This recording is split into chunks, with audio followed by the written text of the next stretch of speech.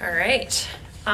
Cool. I will also point out the geospatial dots. Woo. I'm excited to see you. That's what this talk is going to be mostly focused around.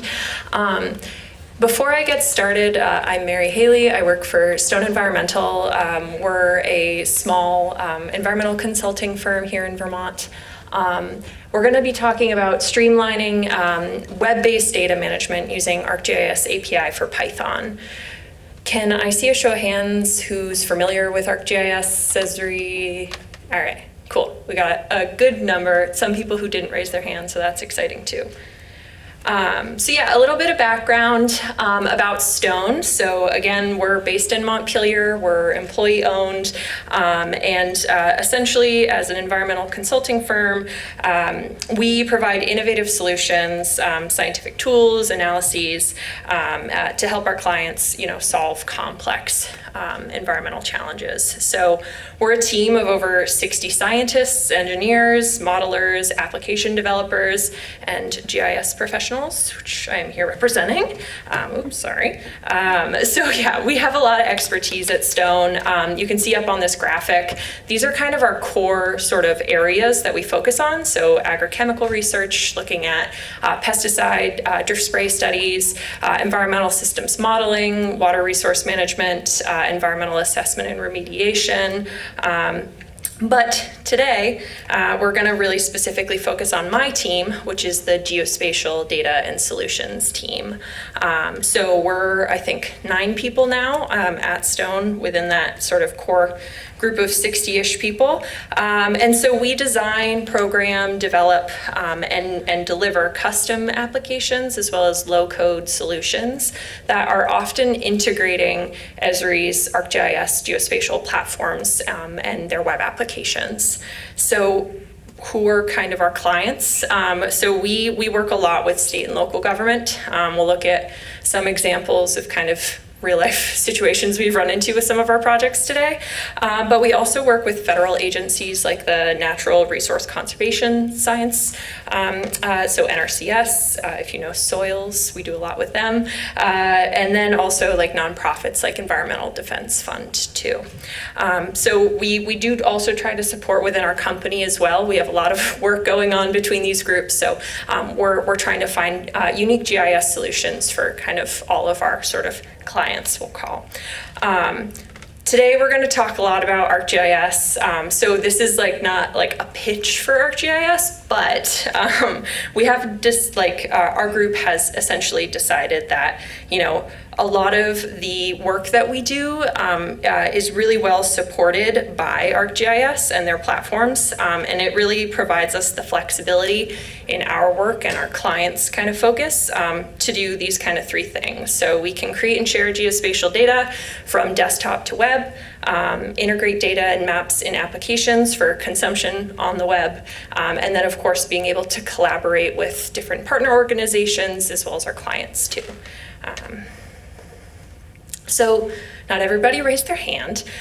So just as a quick overview, in case you are not familiar with ArcGIS and kind of their online cloud sort of platform, this is like the highest basic level we can get. So you'll see that within an ArcGIS Online organization, you can have users, you can have groups of people. Those people can have access to different information and content. But the core thing here is that each user within sort of an organization and within ArcGIS Online creates content. And that's a lot. I can't tell how many people use ArcGIS Online, but there are a lot of people out there. There's a lot of content being generated. And so content can kind of be broken down into sort of these very generalized groups. So you have like files, you have 2D and 3D maps, hosted and published feature map service layers. You also have imagery as well, raster data, and then of course applications. So users are creating content, and content is built out of like items. So how do you access ArcGIS Online content? Well, you can sign in, so you have an organization, you can access the data that your organization is creating, or you can also go to the ArcGIS Living Atlas. So this is totally accessible to the public, and so this is essentially curated content that is available for you to access in your work. So you can go in and see, they just released the Sentinel raster imagery aerial image service, but you can see there's like tons of authoritative and curated content. And so if you walk away today, you can get all sorts of data from the Living Atlas if you're not familiar with it. So now having kind of an understanding of sort of ArcGIS Online and the structure, and kind of what's being generated by it. We often run into kind of common needs with our projects and our clients that are using ArcGIS Online. So they can kind of be broken down into these sort of 4 categories. So often you want to be able to administer and create content. So again, if you have an organization of hundreds of users, or for Stone, we have 60 to 70 different users that are all creating content at their own will. We need to be able to manage and organize that. We also need to be able to identify content that's like critical to sort of workflows and the users accessing it. Be able to interact with the metadata, and then also control access to content too. So a great example is like you have an organization, someone leaves, that content is tied to their sort of user account, that content gets transferred to someone else, and then someone else, and then you forget what's even there. And then the next sort of common need is obviously validation and integration of data. So where you are able to actually integrate spatial data with a lot of existing platforms. So our clients come to us not solely being ArcGIS focused, and so we might need to integrate with kind of existing platforms they're using. We'll look at an example later today on that, but we also need to make sure we can facilitate that sort of like data translation between platforms. And then we've got regularly update existing data. That's pretty obvious, where you want to pull in one of those cool data sources from the Living Atlas or whatever organization's producing it. You need to be able to kind of tie what you're pulling down back to the authoritative source. Sometimes that data might not be available. Oops, sorry. Dropping that. Not readily available in geospatial formats. And so just being able to manipulate the data before you push it out for your users that you're focused on, preparing data for. And then the last thing is kind of around notifying when content is broken. We all want to know when something's broken. And so that's critical when you're starting to pull in all these sources. You need to be able to sort of focus on making sure that there's transparency between the people managing the data and also the users trying to get to the data. So if something's broken, we need to know where and why and how to fix it. So specifically today, we're at a Python conference. So how do we do this? We utilize ArcGIS API for Python. So this is an easy-to-use, modern Pythonic library created to integrate with WebGIS. So the API's design follows Python best practices and aligns with like standard constructs and idioms within the Python sort of structure. And so that's really helpful because it makes this sort of API really approachable to programmers and also like GIS users, so someone who might not have a programming background, but they still want to automate GIS tasks. So its sort of foundational uses are GIS analysis and visualization. So you can kind of see in this graphic, these are all sort of the modules that fall within the API. So you can do, data science, data engineering tasks. You also have content management, so being able to author and publish items and layers, services, being able to clone items as well. And then you also have the GIS organization sort of administration tasks, so being able to manage users, groups, items, stuff like that. And the core module of the API here is the GIS module, the largest hexagon there. And so essentially calling that in acts as an entry point into the GIS for your code. So you can actually get to that ArcGIS content library. And so I'm actually really happy that Sean went before me, and you guys all got to see the notebook sort of structure of how Markdown can be introduced into a really complex code, makes it really approachable for people who are trying to understand the process. So we use a lot of ArcGIS Notebooks. It's essentially a web-based interface integrated within the ArcGIS platform, so on the web and in Pro, and it offers like a Jupyter notebook experience for spatial analysis scripting. So we choose to kind of use notebooks in a lot of the work we do with our clients because they're accessible to non-programmers, and the Markdown is really helpful for being able to understand what's going on behind the scenes. Other core features that we focus on or that we really like about notebooks for sort of what we're going to talk about today, we can schedule tasks, have them set up to run in the background constantly, so someone isn't having to sit there and hit run every so often. And then of course they integrate with open source Python libraries. So within the notebooks they have 600 roughly, maybe a little bit less, Python libraries already built in. So it comes sort of with the notebook package, at least in the online side of things.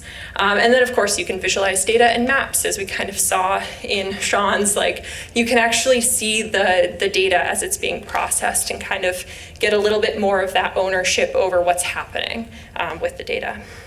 So background, we're using ArcGIS API for Python and notebooks, and we're going to kind of go through and talk about the solutions to those common needs. So the first we're going to talk about is content administration. So the New York Department of State has an office that creates an open data catalog, and they host their own data and also publish feature layers from other organizations. So think, NOAA, they're pulling in information and being able to package that data for their users. They have over 700 data sets, which are shared to a single group in Arc Online, all public. They need to maintain that catalog, and because content's either getting added and shared with that group, or data sources might change to existing content, so they need to stay on top of that. And then lastly, they also need to know how much data they actually have within that group, so that way they can understand the storage, because that represents a cost to them as well. So how do we do that? So this is a screen grab of a notebook that we have that essentially is like the foundation for being able to kind of start getting into this data. So here in the first code block, you see the GIS object. And so that, again, is like the entry point to be able to start working in the GIS. And so this is an anonymous connection, so I'm essentially only going to be able to access anything public. But if I did want to have, secured access or get access to kind of private content, I can input credential parameters here to be able to do that. And so once I have access to kind of the swath of public data, I essentially can start using other properties within the GIS module to start figuring out what's there and pulling it out into a dictionary and then writing that to a data frame. So you can see here in this second block, we have the sort of groups. We're going to go and look for specific groups, and we're going to query for the group we're interested in pulling data for. You can see here, these are all the sort of the item properties or parameters that we can interact with each data set. And so you essentially can write that to a dictionary for each item. You pull the content property and essentially are able to pull that along through to your dictionary. So in the next steps for that, right, we need to make sure that we kind of hit this sort of last step, is they need to know and they need to be able to track this, and they want to have a space where this can get, stored. And so how we do that is we actually write that data frame once we've, looked at all of the data layers. We've got all the properties we want. It looks great. It's formatted the way we want. We write that data frame to Excel, and then what we do is we actually add that Excel as an item within ArcGIS Online, within our content. And so why would we do that? Well, it's because we can overwrite existing data sets within Arc Online with various files. So Excel, CSV, GDB, shape files, excuse me. So that's essentially how we're going to get this data set. We're trying to pull all of those 700 data layers down into something someone could look at. And so that's how we do this. So essentially we truncate our hosted tables, so we actually edit the table that exists in our organization and then append the Excel records to the hosted table. So what does that look like in the end? Well, that hosted table can then be fed into a dashboard like this, which we can then hand over to the client and say, hey, this is what your monthly credit consumption is for the storage that you need to anticipate for, being able to manage. And you can see they have a lot of feature services and map services, but can essentially break down sort of what's consuming content and also get an idea of what it's going to cost. So that's how we sort of are able to meet that need by just interacting with what's shared to that group. Then, of course, we have content creation. So this is another example from a project we did with the Vermont Community Broadband Board.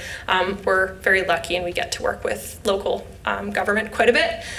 So they needed to create content for users in bulk, right? It's a task. Someone's got to set up data, they got to make a map, they got to share it. It's a whole process.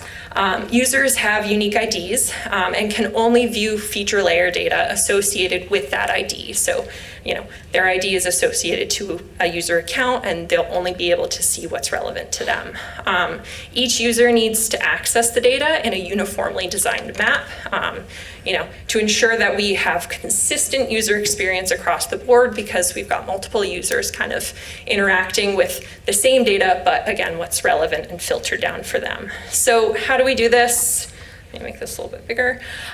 So what we do is kind of this really simple 4-step sort of notebook approach. So first we're going to identify the ID for being able to create this customized content. We're then going to create a view layer from the existing sort of master records data set that we're working from. Move that view layer into kind of where we want it to be stored within our organization. Again, trying to add a little bit of that data administration in there. And then create the web map and set the symbology right in the notebook. So it's all consistent across the board for everyone there. And so hopefully if this goes, there we go. So we set the provider ID that is going to be tied to that user account. And then what we do here in the subsequent code blocks is we call our master record layer here, and then we essentially are going to create a filtered view. We can set, the description and summary for that item that's being created, so it's very clear who it's relevant to and what it is. And then we create the new item. We also can limit the fields that are visible in the data set to that individual. So they don't need to look at everything and they also don't need to be able to edit every field. So we're able to control that by updating the service definition right in the code. And so that's what's happening right here. And we create the JSON object to update the definition, push that. And then because we like organization, we move it to a special location within our AGO with just one line of code. So the .move and then specify the folder. And then the last step here is creating the web map. So this is a pretty cool part. The API has a mapping interface. So you can create the web map, set the base map, zoom, scale, extent, the symbology of the layer, customize that, all right here, and essentially save that and store it in the location you want. So this process took, an hour of someone's time and condensed it down into a minute, and all they need to do is just share it to the right person. So it's pretty cool that we can kind of package everything up with the API for our clients. Now getting into data validation. So this is a big one. This is probably something pretty relevant to the folks here, but this is an example of a project where we were tasked to create a system to intake information and file uploads, process and validate those submissions against known data, store those attachments securely within a SharePoint, and then notify submitters of the status of their submission. So Microsoft Power Automate and ArcGIS Online connect really well together, and that was something we were able to use to be able to sort of address this need. So. Oh, here we go. So this is sort of like the very, very high level of this process, but essentially we start in Arc Online with a survey form. Someone fills out that survey, they attach CSVs containing tabular location data and spatial data, and then they also provide a zip file of PDFs that support locations or are relevant to the locations.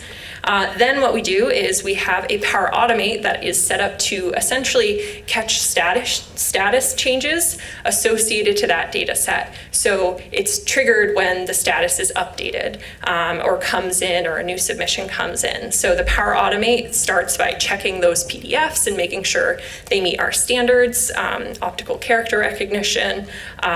If they pass, they get uploaded right to a SharePoint location. But if they fail, we are able to send out an email notification to the person who submitted the survey form entry and be able to kind of integrate the two systems well. And so as the information moves through the system, essentially those status changes in the original data set are what's triggering the change, and we're able to update the content between Power Automate and Microsoft, as well as Arc Online.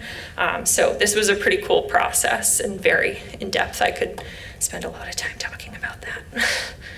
And then the other need, I think this is the third need, extracting and updating data. So again, we all want to create data, but a lot of data exists, so why not pull that data in and be able to work with it and manipulate it in the way you need to. So the New York Department of State would like to access solar data, project data maintained by NYSERDA. You can access the regularly updated project point data through a download URL as a CSV. So essentially, you got an API, you need to access the data from it, you can pull that. The tabular data needs to be aggregated by county and joined to actual county polygon features, so it can be displayed more efficiently on a smaller scaled map. So that's a pretty easy process that you can just do with straight up Python, but again, it's introducing that sort of, spatial element to things as well with the API. So what we do is we request that URL for the CSV, and then essentially we send it through a notebook that configures the feature layer. So we use pandas to aggregate, again, I think it's like over 100,000 project point locations over a 20-year period. So we're able to aggregate by county and by year, various statistics associated to the project, and then be able to essentially, as I showed in the first example, create a shapefile that then overwrites an existing layer. And so this can all be scheduled to run, weekly, minute, hourly, however often we want to be able to pull that data, or that's associated to that sort of data source. So that way we're not getting kind of stagnant and outdated data for our users. And so what that ends up looking like, and I really hope this loads. Let's see. Oh, yay, live demos. Might give it like one more minute. We can always come back. But essentially what this is this is a map of that feature layer. I'm gonna try and refresh real quick. Fingers crossed. Come on. There we go. Phew. Okay. So this is that data set that we pull down from CSV to our notebook, processed, and then essentially push back up to overwrite a layer. So this is a time-enabled data set aggregated by county and by year. What you're seeing, the colors, the darker color represents greater number of projects, solar electric projects that are happening in that county. And this is a little bit more digestible for our users that we're looking to interact with, rather than thousands of points and smaller scale data. And then the last sort of need, this is one that's kind of resurfaced for us. But again, when we're working with our clients that are like state agencies that have like large amounts of data that are accessible to a lot of different people, they need to know when services are working and when they're not working. So what we do, and this was actually something I started working on, I think as my first project, but now I need to rewrite the code because I can make it better. And so what I'm doing here essentially is I'm using that very basic access point to the GIS, accessing those items, and then essentially getting a request from the service URL. And if I get a hunky-dory status response, beautiful. But if I don't, I can say, hey, I think this NOAA data set that we're pulling in, that service is broken. Let's change it. Let's go and find another one. Let's make a quick decision on how we can make sure that data is still available to our users. So yeah, this is one I'm currently working on at the moment. But I just got the 2-minute mark, so hopefully enough time for questions. But key takeaways is that you can pull in the API for Python, and it's pretty accessible with a lot of open source libraries. So if you want to start pulling in, again, that sort of like living atlas data, do so. You can access and start working with that data. There's a lot of cool stuff on there. And then, of course, again, kind of the key topics here. If you're working with ArcGIS Online content, particularly at an organizational level, like we do at Stone, within my group, the Geospatial Data and Solutions team, you're going to probably run into one or all of these sort of needs at some point, and the API can really, really assist with automating that. So, thank you. Oh, and yeah, the QR code goes to our other project library. So if you want to see, the other custom apps we're doing or what else we're working on, you can.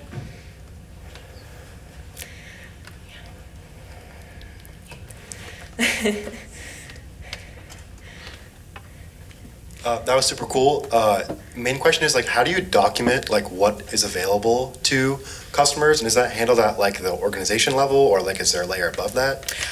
So that could be a property actually that you pull down from sort of that item property. So the gis.content.get, you can interact with an individual item, but yeah, sharing level. So that is set at the item level when it's created by whoever's making it. So you either have a private individual person, it's not shared with anyone but yourself, the creator, or an organizational level, which again would allow the people that fall within that organizational bracket to access it, or you have public. And there's some nuances to ArcGIS with groups. So you can have two organizations that have a collaboration group, so you can share data across organizations.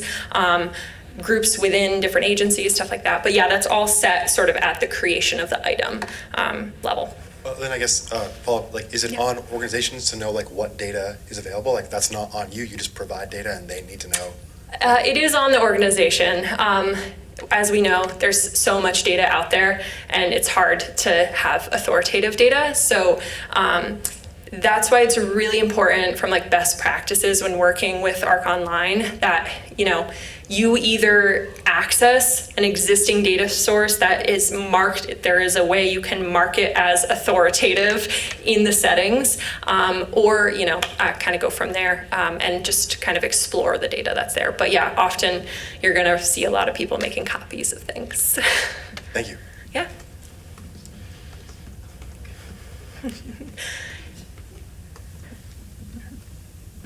Thank you very much. It was very interesting and very related for me. Maybe my question was very specific. Sorry about that. I have opened my own notebook, which I wrote Thanks. 2 weeks ago to update a feature service layer. Mm-hmm. I have a problem. It looks like it's updating. It even prints the cost for that, but then I don't see anything. See the change? So, Yeah, we could take a look at it if you want. Yeah, maybe. Happy to. Yeah. And the other related to that, more general, is that where can I reach out when I have such a thing? Have you had this problem? Because I posted my question in that community 2 weeks ago. Still, I'm checking it. There is zero answer. Is there a better source that you reach out when you have these problems? Thanks. So Stone is an Esri Silver partner, so that we essentially pay to have a really close working relationship with Esri. So it's a benefit, obviously, and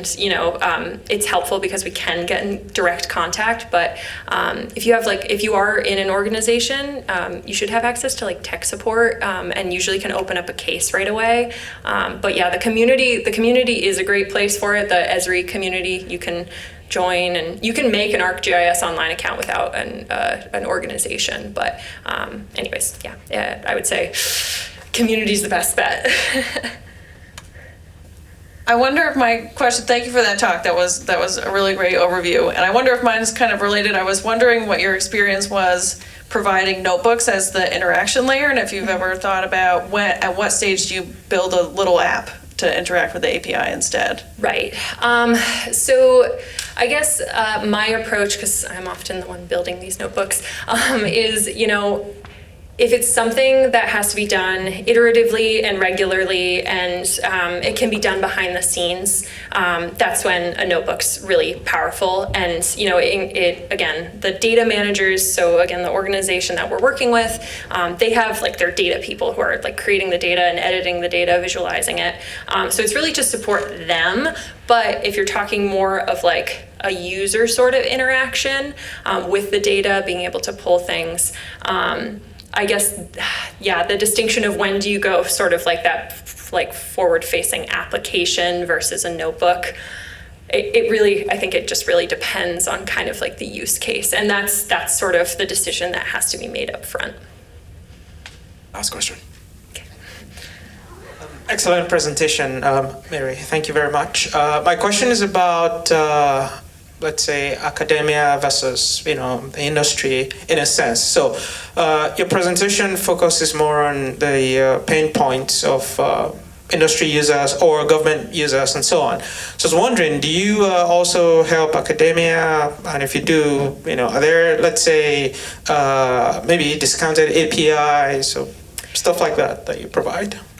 So Stone, we have a pretty close relationship with a lot of state groups. So UVM, we've worked pretty closely with Vermont Center for Geographic Information.